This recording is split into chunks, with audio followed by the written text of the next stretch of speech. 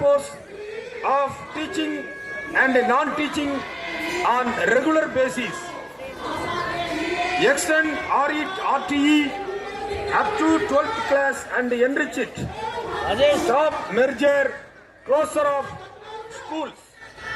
Provide voting right to primary and upper primary school teachers in MLC elections. STFI has been continuously fighting for the last 20 years to cancel the NPS scheme and bring back the OPS scheme.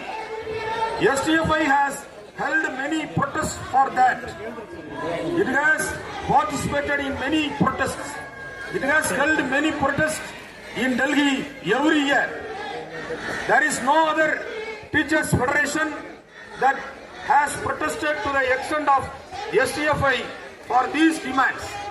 Cancelled NPS scheme and announced UPS scheme.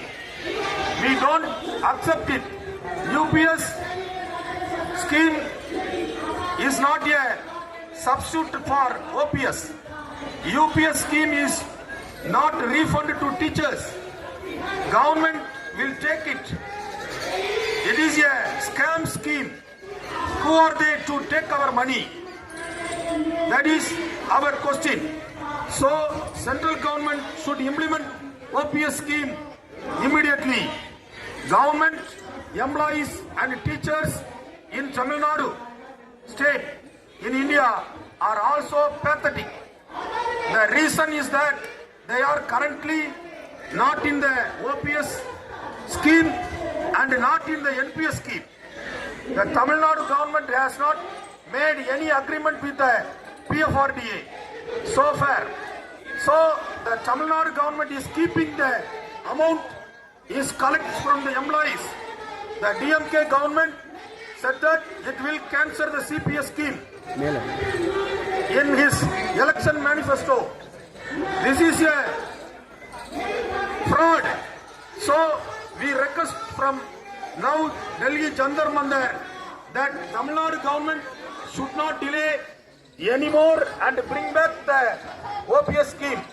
For that, more than 400 teachers have travelled 2,500 kilometers from Tamil Nadu to come here. NEP 2020 is the worst policy.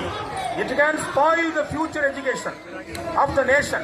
Therefore, STFI is insisting that the central government should cancel the NEP, fill up the vacancies and abandon the fixed remuneration system through this protest.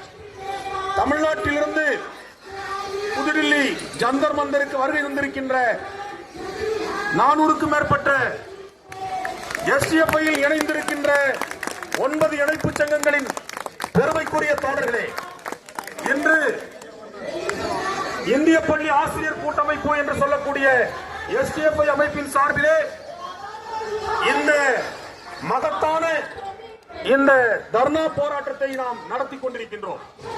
இந்த போராட்டத்தின் மூலமாக நாம் ஒன்றிய அரசிற்கும் தமிழ்நாடு அரசிற்கும் ஜந்தர் மந்தரிலிருந்து நாம் சொல்லுகிற செய்தி என்பது எங்களுடைய கோரிக்கைகளை நீங்கள் நிறைவேற்ற வேண்டும். கடந்த 20 ஆண்டு காலமாக STFI என்கிற இந்த அமைப்பானது ஆசிரியர்கள் அரசு ஊழியர்களுடைய வாழ்வாதார கோரிக்கையான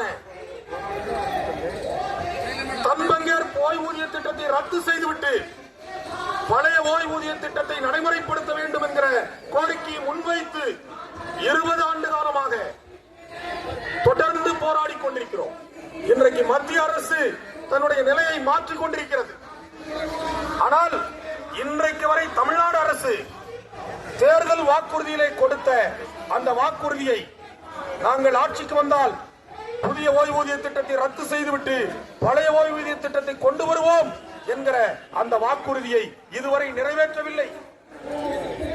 அதை உங்களுக்கு உரைக்க சொல்வதற்காக தலைநகர் புதுதில்லியிலே ஜந்தர் மந்தர் என்கிற இந்த இடத்திலே இருந்து தமிழ்நாடு அரசுக்கு நாங்கள் ஒரு எச்சரிக்கையாக இன்றைக்கு இதன் மூலமாக தெரிவிப்பது, நீங்கள் தேர்தல் வாக்குறுதியிலே சொன்ன அந்த சிபிஎஸ் திட்டத்தை ரத்து செய்வோம் என்கிற கோரிக்கையை நீங்கள் ரத்து செய்ய வேண்டும். இல்லை என்றால் அதற்குரிய பலனை நீங்கள் அனுபவிக்க வேண்டிய சூழல் ஏற்படும் என்பதை இந்த நேரத்தில் நாங்கள் சுட்டிக்காட்ட விரும்புகிறோம். ஏனென்று சொன்னால் எந்த காரணத்தை கொண்டும் தேசிய ஓய்வூதிய திட்டத்தை ரத்து செய்ய முடியாது என்று சொன்ன மத்திய அரசு இன்றைக்கு அதிலிருந்து சற்று இறங்கி யூனிஃபைடு பென்ஷன் ஸ்கீம் என்கிற புதிய திட்டத்தை அறிவித்திருக்கிறது. அது பழைய ஓய்வூதிய திட்டத்திற்கு மாற்று அல்ல என்பதை நாம் உறுதிபட தெரிவிக்கிறோம். எனவே மத்திய அரசும் ஏற்கனவே நாம் பெற்று வந்த பழைய ஓய்வூதிய திட்டத்தை வழங்க வேண்டும் என்கிற கோரிக்கையை இந்த போராட்டத்தின் வாயிலாக மத்திய அரசிற்கும் நாம் தெரிவிக்க கடமைப்பட்டிருக்கிறோம். எனவே நாடு முழுவதும் ஆசிரியர்கள் அரசு ஊழியர்களுடைய வாழ்வாதார கோரிக்கையான என்பிஎஸ் திட்டத்தை சிபிஎஸ் திட்டத்தை ரத்து செய்துவிட்டு பழைய ஓய்வூதிய திட்டத்தை கொண்டு வர வேண்டும் என்கிற கோரிக்கையை நாம் முன்வைத்து தொடர்ச்சியாக களத்தில் இறங்கி போராடுவோம்.